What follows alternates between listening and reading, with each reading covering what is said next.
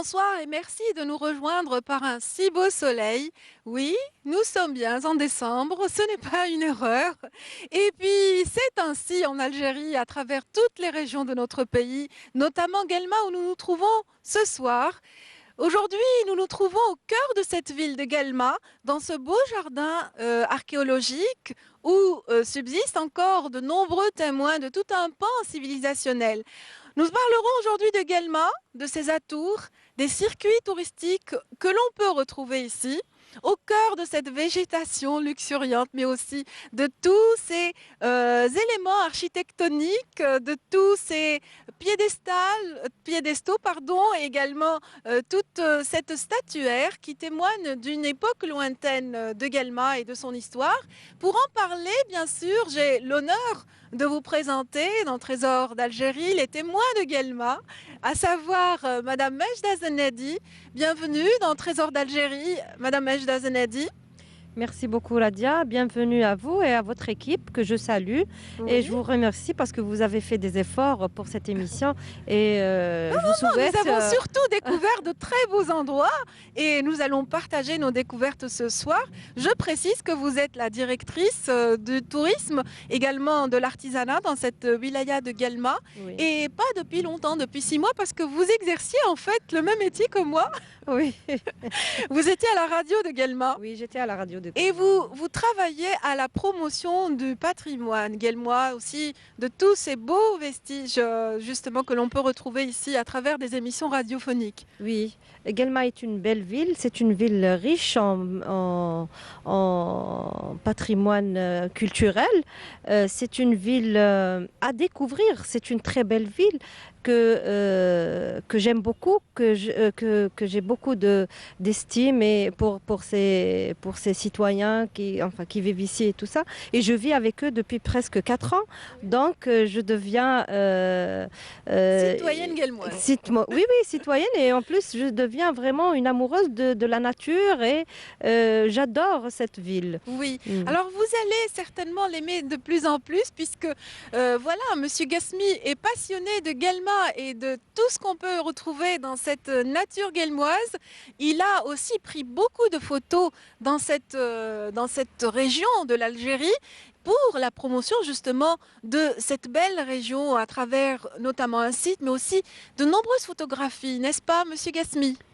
Je vous remercie de nous rendre visite de nouveau. Et effectivement, Guelma se prête à des activités touristiques, à commencer par la photo.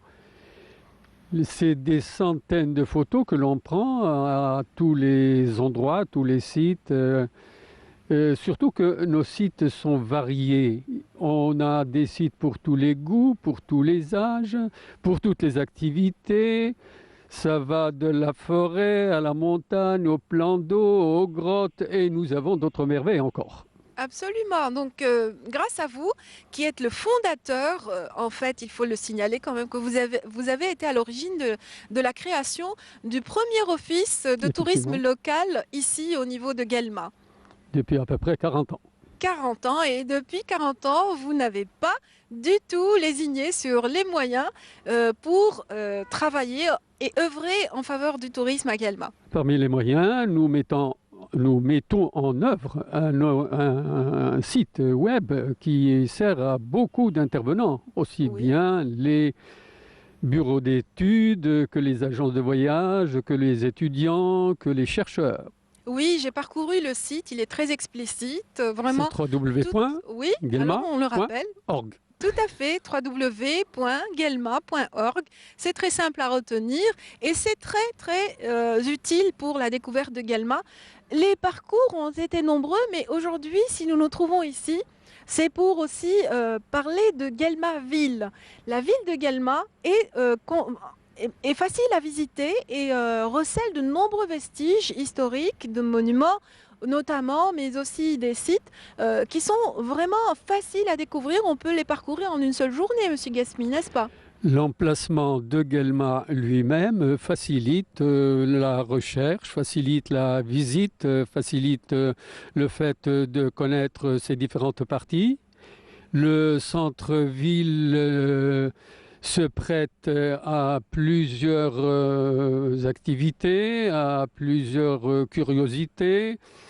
Il comporte un tas de choses archéologiques, entre autres, mais aussi l'urbanisme, sa disposition, ses jardins, ses jets d'eau, la disposition des différents quartiers. Nous avons bien sûr le théâtre romain, mais il n'y a pas que le théâtre romain. Il y a ce beau site qui le complète et il y a les thermes romains qui sont à peu près du même âge que le théâtre romain lui-même.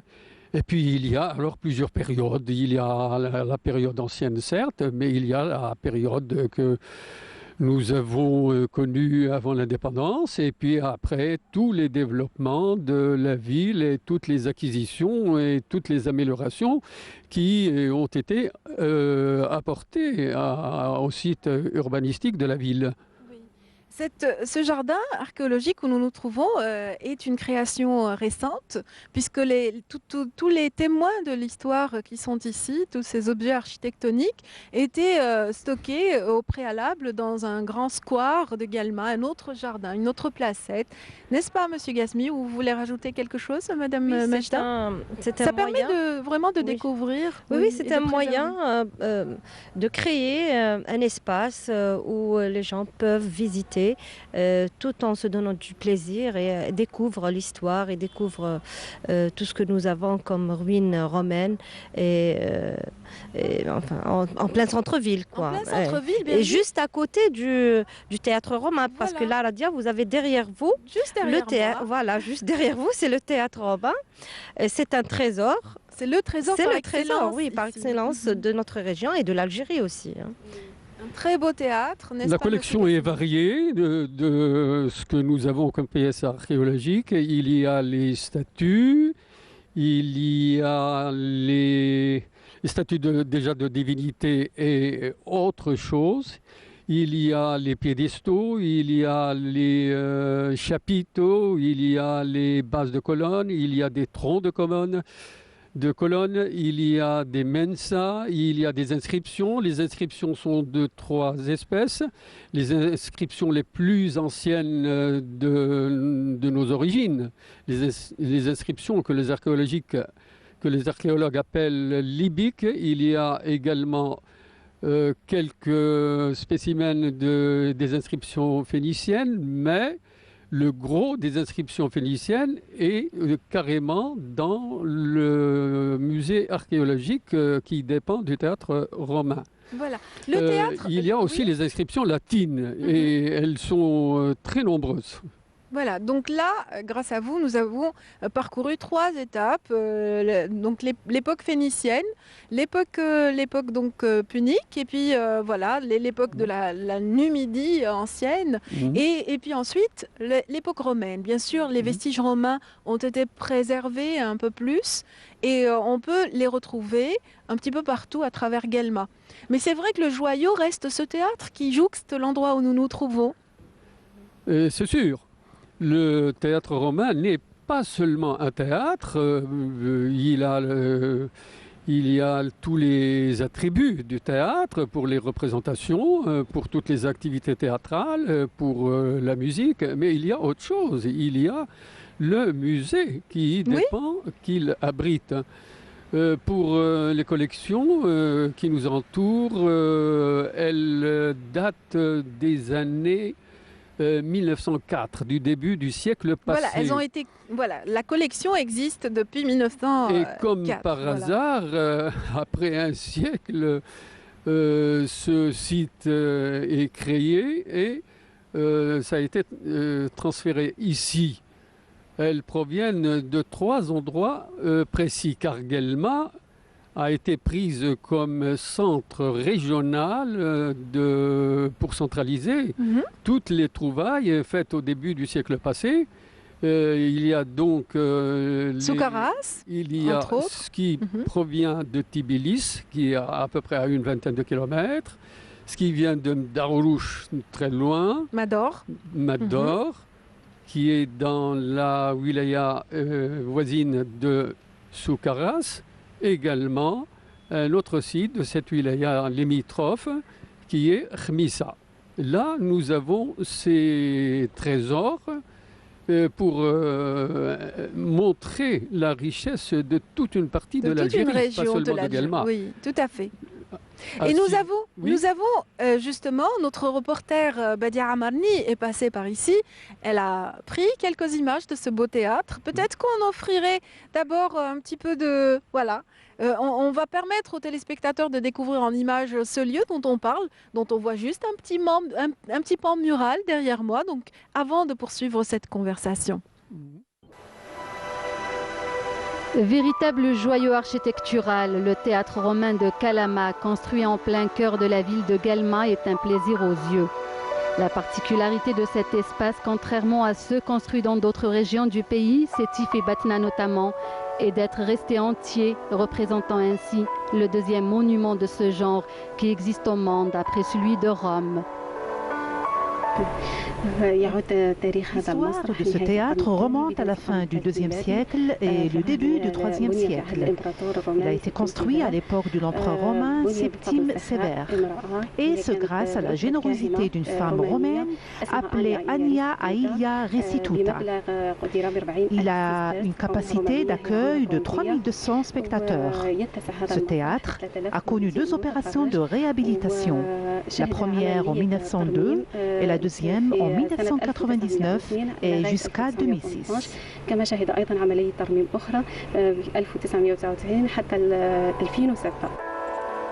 Le théâtre de Kalama est une pure merveille. Chacune de ces pierres a une histoire à vous raconter, telles les soirées fastidieuses, symbole de la prospérité ayant marqué la ville de Guelma à cette époque-là. Cet espace est réservé aux spectacles de musique et de théâtre. Il reçoit chaque année des visiteurs venus de pays européens, de l'Espagne, de l'Italie, d'Allemagne, de France et même de l'Amérique. Des touristes des pays arabes viennent également de la Tunisie, de la Palestine et de la Syrie. المحليين من مختلف أنحاء الوطن، كذلك الجالية العربية عندها نصيب في هذا المسرح، تشهد زوار من عدة دول عربية، تونس، مصر، فلسطين، سوريا إلى آخره. Ce théâtre renferme de véritables petits et grands trésors qui renseignent sur une époque où l'art tenait une très grande place chez les Romains. Son architecture vous saisit et fait voyager votre imagination vers une ère très lointaine où la sculpture et la taille de pierre étaient très répandues. Lorsque nous disons théâtre romain à Guelma ou Sétif, cela ne veut pas dire que c'est les Romains qui l'ont forcément construit. Mais il y a eu des Algériens qui ont joué un très grand rôle dans la construction de ce chef-d'œuvre et bien d'autres.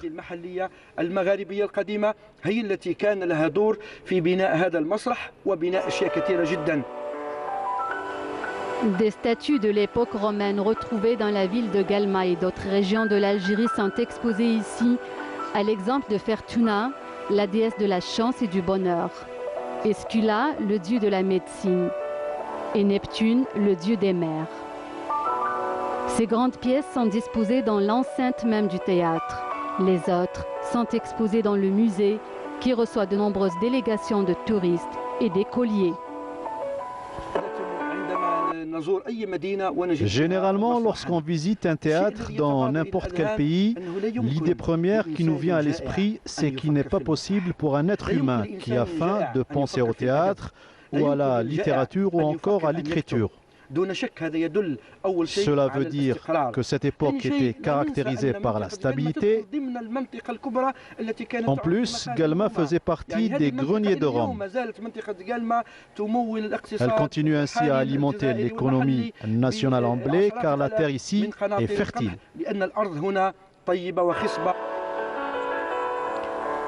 Une œuvre toute particulière et unique au monde que renferme le musée de Kalama consiste en la statue de Saint-Augustin, alors qu'il n'était qu'un enfant. Cette pièce d'une valeur inestimable n'est pas exposée. C'est une statue en moulage qui est montrée au public. Savez-vous pourquoi?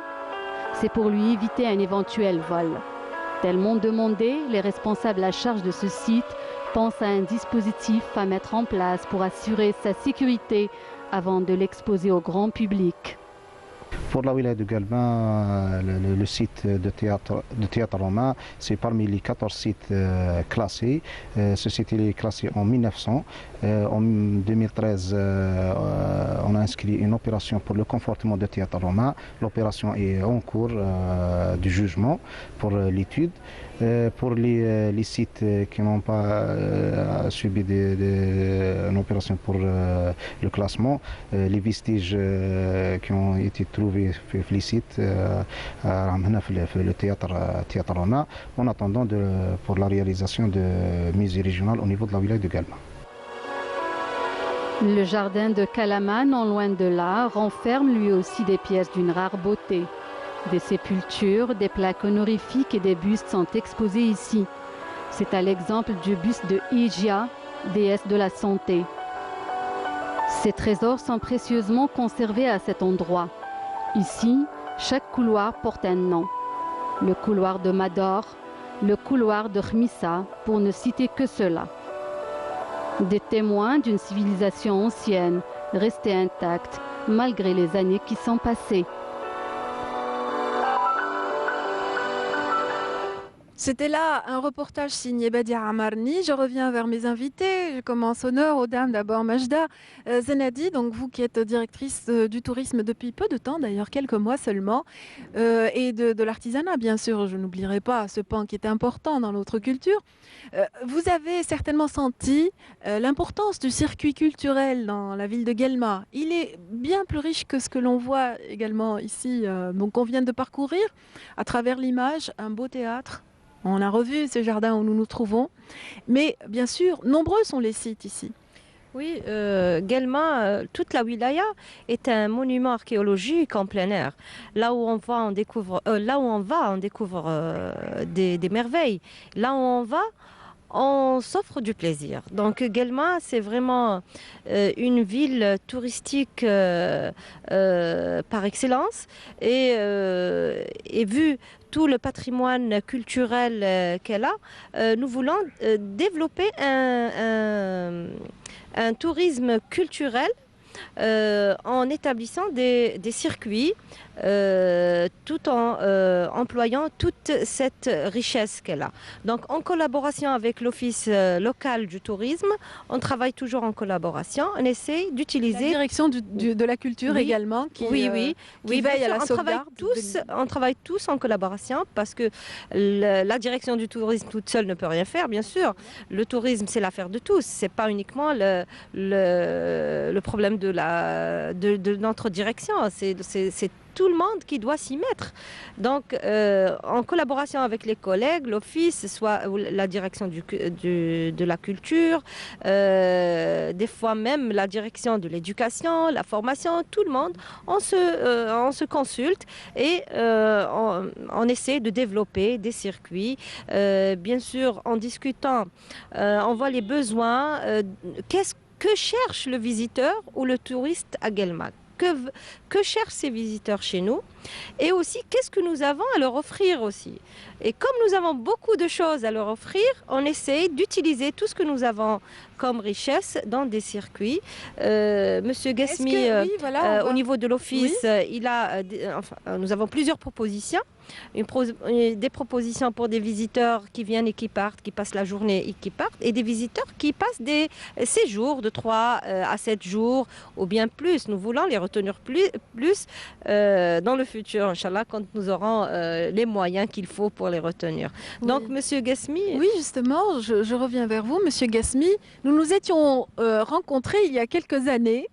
Et votre ambition, c'était vraiment de créer ces circuits et de montrer que cette région qui est aussi connue par le thermalisme, que le thermalisme en fait n'éclipse pas complètement les autres circuits. Donc est-ce qu'il y a plus d'intérêt pour les autres circuits depuis ou est-ce que les choses sont toujours à l'identique?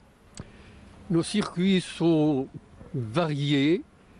Nous ciblons aussi bien les adultes que les jeunes, que les moins jeunes, que les plus âgés, les dames, les messieurs, les familles, les individuels, les couples, les groupes, nous nous adaptons à toutes les situations à tel point que notre téléphone porté en ligne répond à tous les besoins. Nous recevons des communications jour et nuit, 24 heures sur 24 heures et 7 jours sur 7 jours. Comment ne pas intéresser tout ce monde, comment ne pas répondre à toutes ces demandes alors que nous avons des paradoxes curieux dans notre région.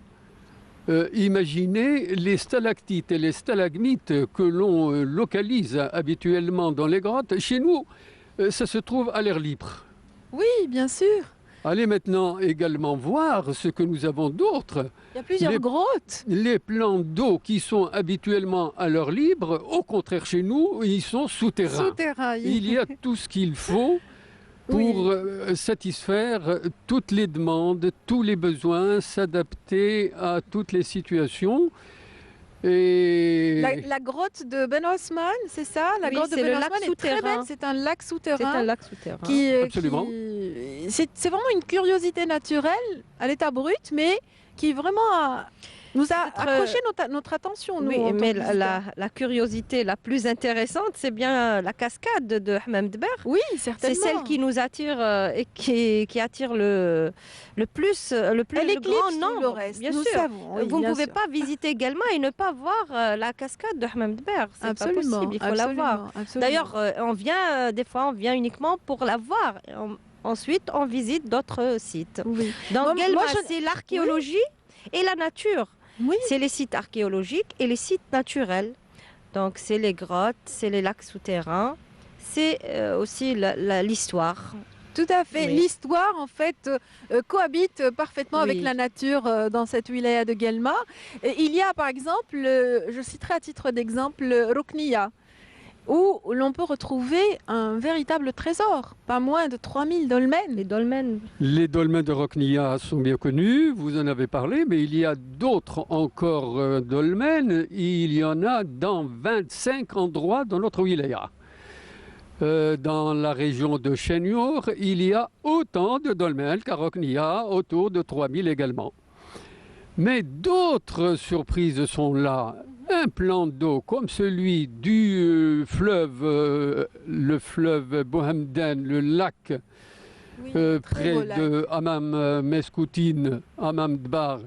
C'est un endroit où au moins 1000 activités peuvent avoir lieu et nous sommes heureux d'avoir enfin obtenu satisfaction en apprenant que nos deux ministres du tourisme et des sports se mettent d'accord pour exploiter les plans d'eau. Et nous sommes là, tout près, pour effectivement faciliter le développement, l'essor des différents sports sur le plan d'eau. Ça se développe pas mal, les sports aquatiques chez nous, la voile, la pêche à la ligne, Des dizaines oui, de sports. l'aviron, vraiment ça s'y prêterait beaucoup. Ajoutez à cela que les falaises qui se trouvent dans plusieurs communes de notre wilaya permettent la frappe, la grimpe, l'alpinisme. Oui, les randonnées pédestres, voilà. Il- Les amoureux de la nature peuvent y trouver leur compte aussi. Et il y a alors la merveille du monde, c'est la grotte Rarjma'a. Quelque chose de grandiose, quelque chose d'exceptionnel. Plus de 1000 mètres souterrains. Que de surprises, que de découvertes qui attendent les passionnés de l'archéologie, de la spéléologie, avec également une autre grotte, alors celle-ci plus ardue, ça serait pour les grands spécialistes, c'est la veine de d'Arbaïda qui se trouve dans le Bohamden, comme la grotte Rarjma'a se trouve dans le Taya. Donc avec tout ce patrimoine, Radia, si vous permettez, Oui, bien sûr. il y a plusieurs genres de tourisme, si c'est correct, à développer. Donc Tout à fait. Guelma, avec tout ce potentiel, elle est prête à être ville touristique par excellence, vu tout ce patrimoine, plus les thermes. Donc notre visiteur vraiment L'embarras du choix. Oui, oui. L'embarras du choix. Voilà, il peut s'offrir tout ce qu'il veut. Donc et en plus notre situation géographique. Voilà, la position géographique de On n'est Guelma pas loin est de la stratégique. Oui, voilà. C'est un carrefour. Elle lie le littoral de Skikda, Annaba, Tarf, et elle le lie avec d'autres villes intérieures, Soukharas, Constantine. Donc là, le littoral est juste à côté, à 60 km, à 70 km. Et vous avez les thermes et la nature et les sites archéologiques et les sites naturels. Donc tout ça va nous mener à vraiment réfléchir comment développer tout cela, comment utiliser tout cela, comment faire. Mais actuellement, est-ce que vous sentez, moi j'étais passée par Guelma il y a quelques années, est-ce que vous sentez une évolution, Monsieur Gasmi? Est-ce qu'il y a plus d'intérêt pour Guelma et pour ses nombreuses curiosités? L'intérêt pour Guelma, nous le ressentons par les communications téléphoniques qui n'arrêtent pas. Les dernières, aujourd'hui, sont celles de deux organismes, de Blida et de Medea, les Al-Khadamat al-Ijtimaïya dans l'une d'elles et Al-Khadamat al-Jami'iyya dans l'autre. C'est donc pour des étudiants et également pour des travailleurs.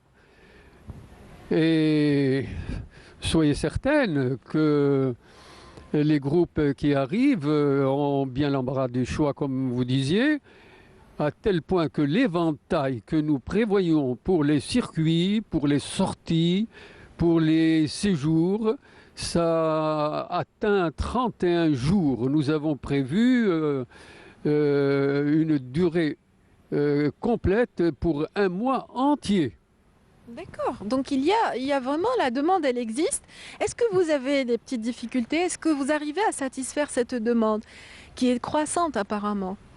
Vu vraiment le climat, vu toute cette beauté que l'on peut retrouver dans la wilaya de Guelma et toute cette diversité. Nous n'avons plus de difficultés. Celles que nous connaissions au départ, c'était les voyages, c'était les capacités d'accueil, c'était l'espace exploité. Maintenant, nous avons plusieurs complexes touristiques. Nous avons l'hôtellerie qui s'organise. Quant aux voyages, nous avons un nombre très important d'agences de voyage. Mais est-ce qu'elles font dans le réceptif? Il me semble que lorsque j'ai demandé, en fait, il n'y a pas beaucoup d'agences à Guelma qui font le réceptif, c'est-à-dire qui drainent un petit peu les touristes vers cette région. Premièrement, le nombre d'agences à Guelma, il est de 14. Nous avons 14 agences de voyage, dont 2 réceptifs. Mais le problème toujours des agences de voyage, c'est les services et les structures d'accueil. Donc, comme le disait M. Gasmi, nous avons une forte demande que nous voulons aussi doubler. Carrément, doubler et tripler. Pourquoi on est gourmand à Guelma. Oui. C'est bien. Nous voulons aussi doubler et tripler, pourquoi pas? Parce que tout s'y prête. Pourquoi ne pas avoir cette ambition, hein? Bien sûr. Donc, nous voulons vraiment réfléchir à préparer le terrain pour cette ambition, pour réaliser tout ce que nous voulons en matière de structure d'accueil. Nous voulons améliorer et nous voulons offrir à notre touristes et à nos visiteurs des services meilleurs pour qu'on puisse les garder le plus longtemps possible. Ou plutôt les fidéliser. Oui, pourquoi pas. Voilà, d'ailleurs, nous avons des fidèles de Guelma. Hein. Nous avons des fidèles, Monsieur Gasmi. Absolument. Oui, nous avons des fidèles, nous avons des gens qui ne changent pas. La dernière famille à se signaler, elle vient de l'Oued et le monsieur me disait, pas question, moi j'ai l'habitude de venir à Guelma, mes vacances, moi c'est Guelma. Change pas. Je ne vais pas ailleurs, débrouillez-vous. Il faut que je trouve la place pour ma famille. Oui, vous voyez, il n'y a pas assez de place. C'est vrai. Des fois, nous avons la demande qui est plus forte que la capacité d'accueil. Voilà. Et donc, c'est dommage. j'imagine qu'il y a réflexion sur une extension du parc hôtelier. Peut-être la création, non pas de complexes, mais de petits hôtels, non, dans cette région. Ce serait peut-être plus approprié. Avec la nouvelle stratégie du gouvernement et de notre ministère, et aussi avec l'appui de Madame Le Wali, nous avons plusieurs projets qui sont lancés depuis quelque temps. Donc nous avons des projets importants et des petits hôtels aussi, parce que nous voulons viser plusieurs clientèles. Donc ceux qui veulent du luxe, ils auront le luxe, et ceux qui veulent, qui peuvent s'offrir des vacances, d'après ce qu'ils ont comme au portefeuille. Donc là, budget, voilà, ça dépend des budgets des gens et surtout des familles, parce que le plus grand nombre de visiteurs qui viennent, c'est des familles. C'est des gens qui viennent en famille, parce que Guelma, elle intéresse beaucoup les familles qui viennent ici. Les grands ou bien les âgés, ils prennent du plaisir au bain. Et les jeunes, ils font des petites promenades, ils découvrent la ville, ils vont à la mer, ça dépend de la période à laquelle ils viennent ici. Donc, ça veut dire que c'est vrai que c'est pas une ville côtière. Guelma est à 60 km, nous le disions, 70, ça dépend de la mer. Mais il existait un site, parlez-moi de ce site, Monsieur Gasmi. Je m'adresse à Monsieur Gasmi parce qu'il est là, parce qu'il est votre aîné. Il s'agit d'un lieu qui s'appelle Ain Safra, donc qui était un lieu de villégiature en pleine forêt et dans une région où l'on pratiquait ce tourisme estivalier. Les estivaliers venaient justement régulièrement dans cette région. Beaucoup de personnes, il y avait de très belles demeures, des maisons d'été. C'est une station qui date des années 1908.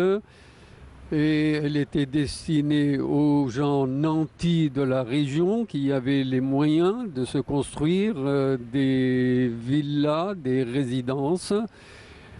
Et ça visait justement à permettre des vacances toutes proches en contre-action à ce qui existait tout à fait au départ, le fait d'aller à Vichy, d'aller à Contrexeville, vers les stations outre-mer. Cette station a remplacé finalement cette tendance et elle a maintenu les gens de la région qui avaient les moyens de se permettre ce luxe-là. Je voulais ajouter qu'à l'heure actuelle, il y a une autre possibilité qui se dégage, c'est la location chez l'habitant. Elle se pratique surtout à Hammam ou Ledali, où des gens peuvent s'organiser et ils peuvent nous aider énormément par le nombre de familles qu'ils arrivent à recevoir. Est-ce que l'Office contribue à justement à transmettre l'information par rapport à ce type d'habitat? Absolument. Il y a déjà le site web qui en parle. Et ce que j'aimerais dire, c'est que nous sommes toujours à la disposition de tous ceux qui veulent se faire connaître, qui veulent que leur offre soit portée à la connaissance des intéressés. Nous sommes prêts, nous sommes d'accord pour les aider. Et nous n'avons pas cessé à faire connaître notre disponibilité. Nous sommes toujours là. Non, vraiment, votre disponibilité est légendaire. Vous et le peu de bénévoles qui vous entourent, des passionnés pour la plupart, vous êtes des guides magnifiques. Mais est-ce que vous avez pensé à une relève? Est-ce que vous travaillez sur une relève, sur la formation de guides dans cette région de Guelma? Oui, Parce la que- relève est assurée. La preuve, je vous donne l'exemple. J'étais le président de l'Office de tourisme. Maintenant, la présidence est passée à un autre et à une autre équipe qui Que nous saluons. œuvre au sein Oui, du bureau. très bien. Et la jeunesse par rapport... Est-ce qu'il y a des jeunes au sein de l'Office? Est-ce que les jeunes s'intéressent aux aspects? Les touristique. jeunes, en général, nous félicitons de voir leur intérêt à notre travail et nous leur ouvrons les portes. Ils s'adressent à nous, ils viennent vers nous. Et nous constatons malheureusement que c'est juste au niveau de la documentation, au niveau de la recherche leur permettant de poursuivre leurs études. Par la suite, nous les voyons se volatiliser, nous les voyons pris par d'autres occupations, mais nous estimons que tôt ou tard, ils reviendront à nous. Oui, certainement. S'ils ont la même passion, ça les rattrapera. Vous-même, vous avez opté pour ce domaine après la retraite, après votre retraite, bien que vous étiez complètement impliqué dans l'office, mais vous étiez enseignant tout d'abord. C'est ça. Disons que l'intérêt remonte à une date très éloignée, très avancée. Elle se situe à peu près il y a 40 ans. Avec la retraite, ça me libère davantage et je peux être sur les lieux à tout moment. Très bien. Oui, vous vouliez rajouter, Oui, Mathia? oui. Donc en parlant de jeunes et de, Oui. et de relève, nous-mêmes au niveau de la direction, j'ai des jeunes passionnés qui aiment beaucoup leur travail, ils font de la recherche et je dirais aussi que pendant l'été, nous avons lancé une opération que je dirais qu'elle est réussie. En tous les cas, on a formé presque 30 enfants au niveau de l'office. On leur a offert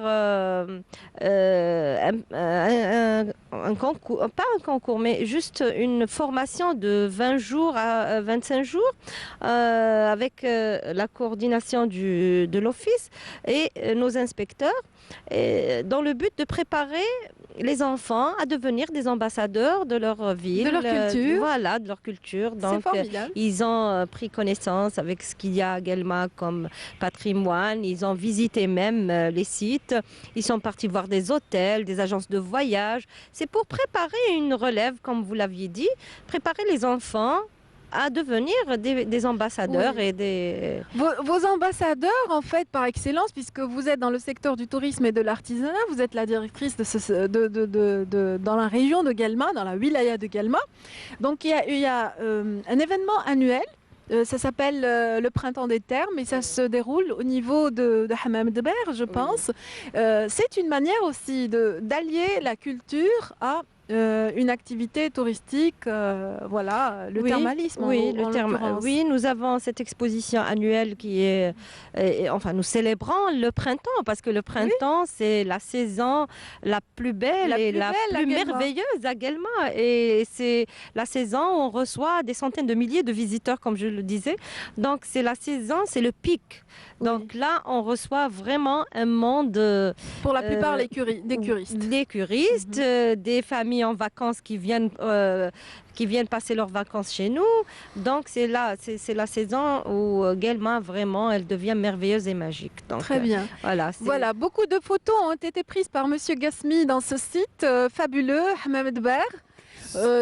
Voilà, il y a un autre invité qui va nous rejoindre. J'aimerais justement terminer cette première partie de l'émission avec votre petit mot. Si je place une Oui. parenthèse, c'est Une toute petite, concernant oui. la relève. J'ai vu que vous y accordez beaucoup d'importance. Madame la directrice du tourisme a parlé de sa nouvelle formule, la dernière formule de la relève.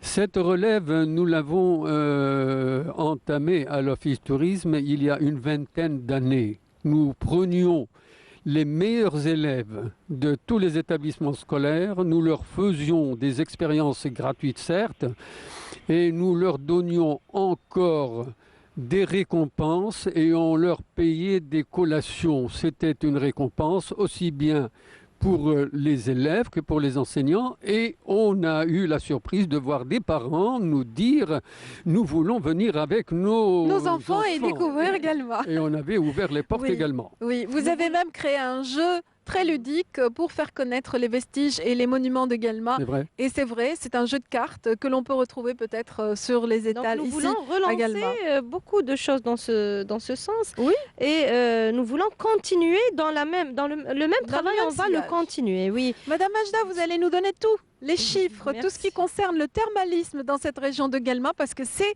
vraiment l'attraction par excellence dans cette région. Je vous remercie en attendant Monsieur Gasmi d'avoir... Monsieur Gasmi, vous êtes le fondateur de l'Office tourisme local de Guelma. Merci d'avoir été parmi les nôtres dans Trésor d'Algérie. Merci à vous. Je voulais rajouter juste une autre parenthèse à cette disponibilité de Madame la directrice de tourisme qui a rappelé, qui a confirmé encore l'ouverture de la direction à toutes les idées, à tous les créneaux, à toutes ce que peut imaginer l'individu. Il y a au moins 5-6 dossiers d'activités touristiques que l'Office a envoyés au ministère et nous attendons toujours l'accord. Il y aura certainement un écho après cette émission et je vous remercie pour tous ces efforts, surtout pour la promotion du tourisme à Guelma. Donc à très bientôt, Monsieur Gasmi. Je vous invite à suivre avec nous un reportage qui a été réalisé dans deux lieux de villégiature, deux complexes. D'eux est étatique, l'autre est un investissement privé qui est en faveur des curistes, de tous les curieux de cette eau ô combien particulière ici à Guelma. Donc à tout de suite, un sujet signé Badia Armarni. L'une des richesses du tourisme en Algérie est le thermalisme, comme c'est le cas dans la wilaya de Guelma. Un produit touristique très ancien qui continue encore à susciter beaucoup d'intérêt chez les populations avides de détente dans un environnement de plus en plus marqué par le stress au quotidien. La majorité des stations thermales en Algérie, c'est des stations thermales médicalisées. Mais on a un projet dans la station thermale Hammam Chlala de faire un nouvel hôtel de 4 étoiles. Notre but, c'est de viser la clientèle, surtout les clubs sportifs qui vont chaque année à l'étranger pour préparer dans l'intersaison. Notre but, c'est de récupérer nos clubs à notre niveau, de faire un hôtel de 4 étoiles avec l'infrastructure nécessaire et adéquate pour ces clubs. C'est les jeunes qui viennent de plus en plus. Les gens sont stressés, ils travaillent beaucoup. Ils arrivent de toutes les régions du pays. Nous essayons de leur offrir de bonnes prestations.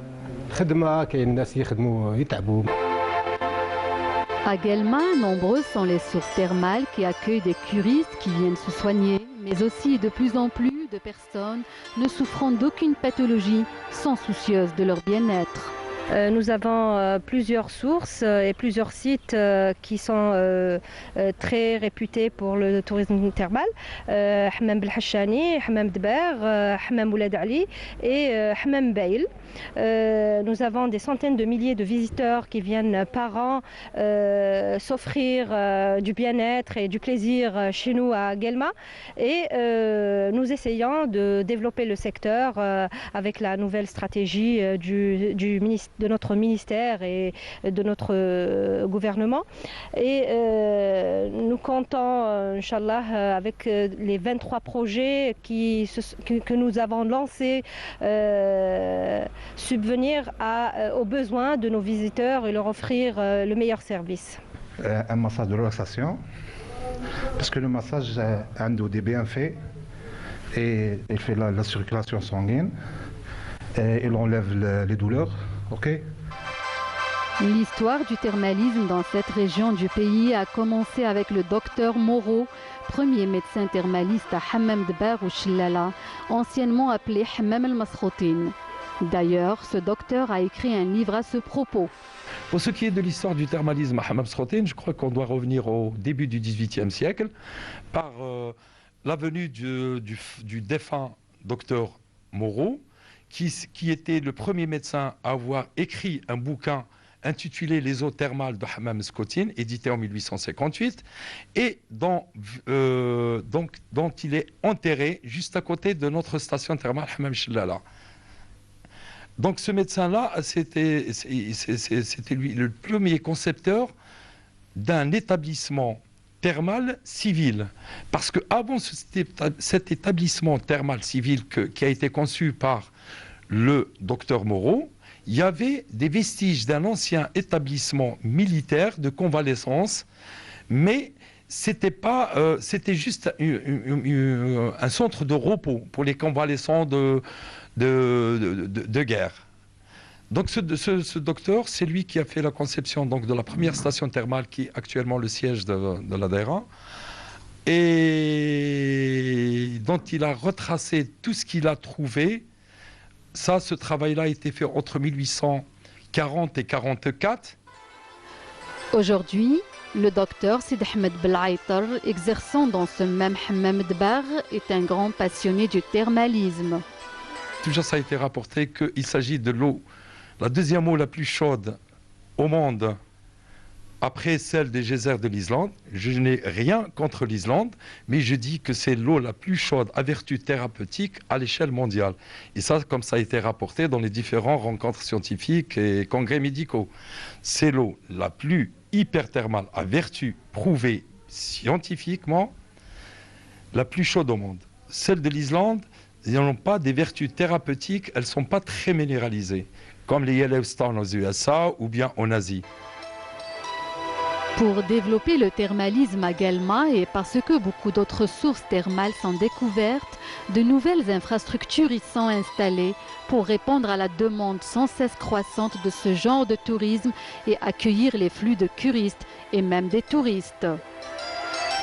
Des complexes touristiques répondant aux standards internationaux et dotés de toutes les commodités sont réalisés. Ceux existants connaissent des opérations de réhabilitation.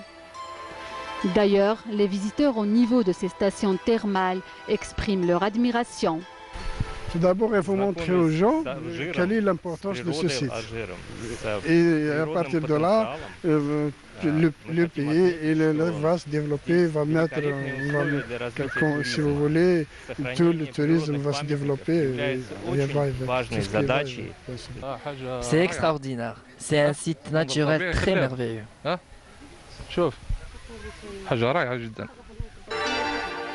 Des sites merveilleux qui gagneraient à être préservés pour le bien des touristes, pour la détente et le loisir.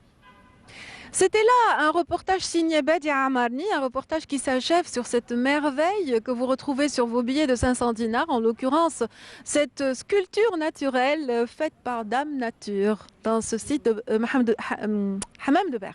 Oui, donc c'est un site naturel unique au monde. Oui. Et c'est un site qui se trouve à Hammam de Bar, qui attire des curieux qui veulent découvrir comment s'est formé ce site, de quoi il est. Donc c'est une vraie curiosité, c'est une merveille, c'est une fierté de la wilaya. Oui. Un spécialiste nous a rejoint et certainement qu'il va nous éclairer un peu plus sur la question. Bienvenue à vous, Monsieur Belaitar. Je rappelle que vous êtes médecin spécialisé en hydrobiologie médicale. Tout à fait. De Nancy. Très bien, le micro s'il vous plaît. Okay. Donc on répète justement votre spécialité, vous êtes médecin spécialiste. Spécialisé en hydrologie médicale de la faculté de médecine de Nancy. Oui, une spécialité très rare chez nous, une guêpe vient de me... qui n'existe pas en fait, qui n'existe pas. Donc nous comptons peut-être dans le futur, Inch'Allah, instaurer ça par le biais du ministère de l'Enseignement supérieur. Pourquoi pas faire une spécialisation, une chaire bien sûr. Une chaire d'hydrologie médicale. Oui, mais c'est vraiment ce que l'on souhaite pour que ça se développe, puisque vraiment, ce sont des merveilles que nous avons en Algérie, particulièrement à Guelma. Vous pouvez nous en dire davantage et nous expliquer un peu comment Dame Nature a procédé. Très bien, donc tout d'abord, je vous souhaite donc, à vous et à toute l'équipe du Canal Algérie un agréable séjour dans notre merveilleuse wilaya. Donc je commencerai peut-être à éclaircir un petit peu les choses par donner une petite définition rapide sur c'est quoi le terme thermal. Absolument. Donc une eau thermale, c'est une eau dont sa température est supérieure à la température des eaux des nappes régionales qui se trouvent dans la région. Donc, et de deux, cette température de l'eau de la région, elle est définie par la température moyenne de l'air ambiant dans cette région. Très bien. Voilà.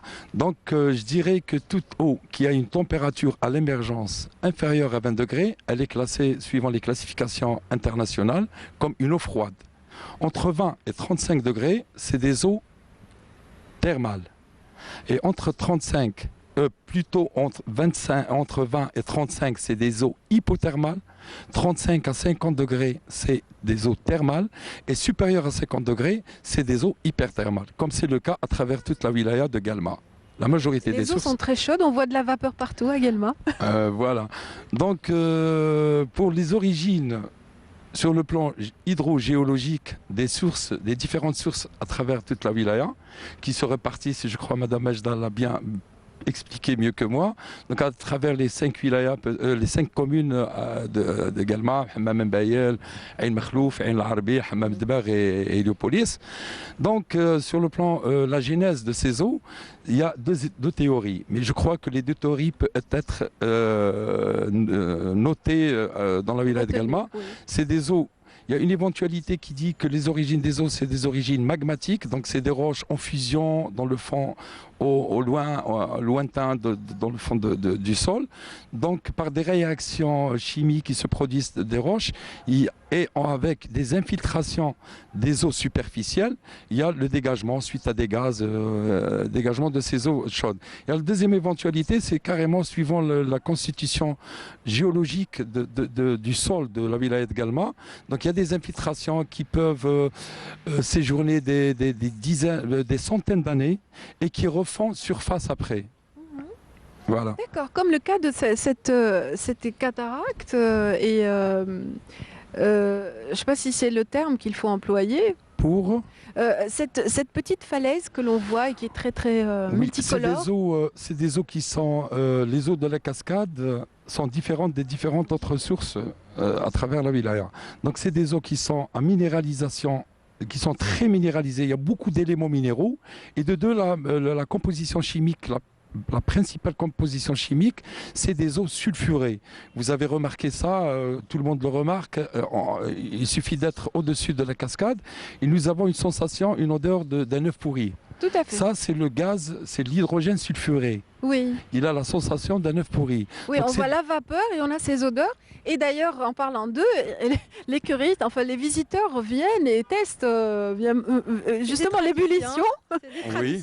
On a vu beaucoup d'œufs dans ce site parce que les personnes, les visiteurs essayent de faire bouillir à chaque fois leurs œufs dans cette eau qui est brûlante, qui est à combien de degrés? À 97 degrés. 97, c'est presque 100 degrés en fait. C'est à cette température qu'on fait bouillir nos œufs habituellement. Non, voilà, c'est ça.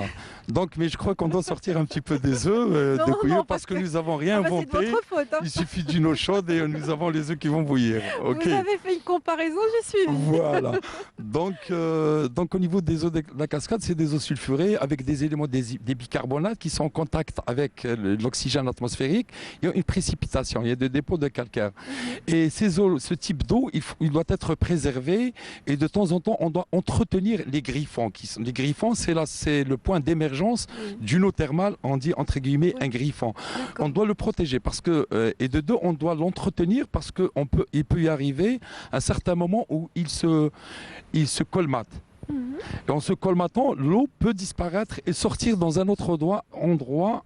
C'est le terme qu'on utilise, le thermosiphon. Très bien. Donc, indépendamment de toutes ces curiosités, de ces petites sculptures naturelles que l'on voit un peu partout, la raille, entre autres, qui sont différentes, qui sont des émanations justement de la Terre, des anciennes émanations qui ont été colmatées. Voilà, et autour desquelles planent beaucoup de légendes. Moi, je voudrais savoir quelle est vraiment, cette eau est très bénéfique et l'intérêt de ce site par rapport au monde, vous qui avez parcouru le monde, vous qui participez à des colloques régulièrement, comment situer donc l'importance de ce site? Premièrement, donc, je dirais que c'est l'eau la plus chaude au monde et non la deuxième, comme ça a été toujours rapporté.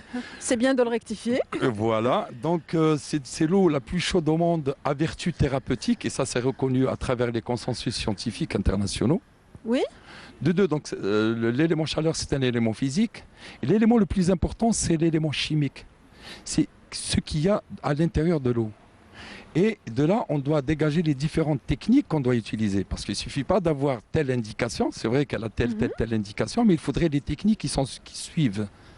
Donc les techniques thermales par un contact, par inhalation, comme le gaz qui se trouve au niveau de la cascade. Il y a l'ingestion par des cures de boisson. Et au niveau du contact, donc, nous avons l'hydrothérapie externe par le biais de différentes techniques, les massages sous l'eau, les immersions dans des baignoires, l'hydrokinésithérapie dans des plans d'eau, dans des piscines, dans des couloirs de marche, à différentes températures et à différentes pressions, donc suivant la pathologie qui concernée. Existe, voilà, tout à fait. Et il y a aussi, bon, on peut aussi parler de mise en forme, de bien-être, pas forcément pour des personnes malades, quoi. Tout le monde peut en bénéficier. Est-ce que l'affluence est importante? Est-ce qu'on peut comparer avec d'autres sites thermaux donc, est-ce que vraiment on a la plus grande affluence pour ce qui est des sites justement de Guelma, n'est-ce pas? À travers le pays. Une très grande affluence. Oui, surtout avec les hautes saisons au niveau des vacances du printemps, les vacances c'est d'hiver. la haute saison à Guelma, le printemps. Donc le centre Chlala, il accueille des Pour les curistes, pour les gens qui viennent faire des soins, nous avons une moyenne de 5000 curistes par an. Ça, c'est des gens qui viennent pour faire des cures au moins d'une semaine, 2 semaines à 3 semaines. Oui, les week-ends, ça dépasse les 100 000 visiteurs à Hammam Dber uniquement. Je ne parle pas de curistes, mais en tout, de passants, de visiteurs. Oui, ça dépasse les 100 000 visiteurs. Et bon, il y a les gens qui viennent pour les cures, ils viennent pour le côté médical et tout ça. Il y a des gens qui viennent aussi pour prendre du plaisir. Il y a des bains traditionnels, il y a un peu de tout à Hammam Dber et ailleurs aussi. Parce que même ailleurs, et est-ce que l'investissement suit de ce côté Oui, vu cette demande importante et vu tout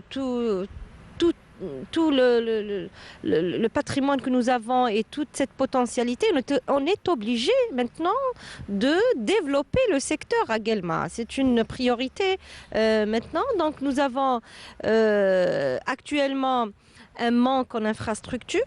En infrastructure d'accueil, nous avons un manque, mais nous avons lancé plusieurs projets. Donc, dans l'avenir, la capacité d'accueil qui est actuellement de 1570 lits va dépasser les 4000 lits d'ici la fin de 2016 ou 2017, puisque les projets sont lancés récemment. Donc nous avons plusieurs projets très importants aussi, comme je le disais tout à l'heure. Nous avons des villages touristiques, des complexes touristiques avec des services très modernes et des services que demandent les familles aussi, parce que nous voulons que les familles qui viennent nous voir et les gens qui viennent nous visiter, les touristes, soient étrangers ou locaux aussi, parce que nous comptons beaucoup sur les locaux et le tourisme local, c'est très important. Nous voulons avoir le maximum de touristes et de visiteurs d'ici. Et donc, avec le grand nombre de projets lancés, Inch'Allah, dans l'avenir, nous pouvons offrir des services meilleurs à tous nos touristes. Oui, vous qui êtes membre d'une fédération mondiale du thermalisme, la FEMTEC, oui. Oui. Que pensez-vous justement de Guelma et de cette vraiment manne touristique qui est importante pour la région, pour la localité? Je crois que c'est un pôle d'excellence thermale, parce que vis-à-vis des ressources minérales qu'elle renferme par rapport à d'autres wilayas. Donc je pense qu'elle a été choisie dans un programme de développement touristique comme pôle d'excellence thermale à l'échelle nationale. Nord-Est, le côté nord-est. Oui. Voilà. Et c'est ce qui se dit quand vous assistez aux colloques internationaux? Oui, tout à fait, parce que, à titre d'exemple, par exemple, avec les capacités thermales que renferme juste la commune de Hammam Dber, si nous comparons, je ne pourrais jamais comparer avec d'autres deux villes, parce que si j'en prenons, sans citer de nom, une ville thermale de réputation européenne, à titre d'exemple, on retrouve avec une ville thermale, une ville paradisiaque, mais qui renferme 2 petites sources. Oui. D'un débit 1 Alors qu'ici, nous en avons beaucoup. Nous avons plein. Voilà, nous avions pour les sources de Hammam Dmar, par exemple, je pourrais citer les sources de Cheddakha qui sont exploitées. Il y a 13 griffons qui sont exploités par la station Hammam Chellala. Il y a les sources de la cascade qui sont exploitées par l'ancien bain thermal. Il y a les eaux de Hammam Ben Naji qui sont exploitées aussi par des bains traditionnels. Il y a une eau Ain Shfa qui a une indication pour les cures de boisson pour certaines affections rénales et digestives, qui est utilisée actuellement par un centre de repos. Il y a d'autres sources du chemin de fer qui sont un petit peu... C'est dire que vraiment, c'est un trésor en soi, ici à Guelma, et nous avions besoin du regard du spécialiste que vous êtes. Merci. Monsieur Belleiter, d'avoir apporté un éclairage supplémentaire en dehors du reportage. Je vous souhaite vraiment toute la pérennité à votre activité. Vous êtes, je le rappelle, médecin spécialisé en hydrologie, c'est bien cela? Médical, oui. Médical. Et vous exercez ici même dans Hammam Dber. Et Hammam Chellala, voilà, qui est mitoyenne à Hammam Dber. Voilà, j'espère que ceux qui nous ont suivis ce soir ont apprécié et qu'ils viendront nombreux vous visiter. Inch'Allah. Et agréable séjour une autre fois. Merci à vous, Majda. Merci à vous, Majda Zanadi, directrice du tourisme et de l'artisanat ici dans la wilaya de Guelma. Merci pour cet éclairage. Merci de nous avoir accompagnés dans Trésor d'Algérie et d'avoir été l'ambassadrice de Guelma. Merci à vous. Nous espérons avoir doublé nos visiteurs à travers votre émission. On espère et aussi les investisseurs, pourquoi pas avoir des investisseurs importants pour venir investir ici à Guelma. On aimerait bien avoir des investisseurs potentiels, oui. J'espère que vous aussi, vous aurez des sons de cloche après cette émission. Merci encore une fois. Merci. À vous, amis téléspectateurs également, d'avoir prêté attention à cette émission entièrement consacrée à Guelma. Je rappelle seulement le site de l'office local de Guelma. Il s'agit de www.guelma.org. Donc, c'est une manière de vous informer. D'ici là, donc, portez-vous bien. Je vous retrouve dans 15 jours pour une autre découverte dans notre pays.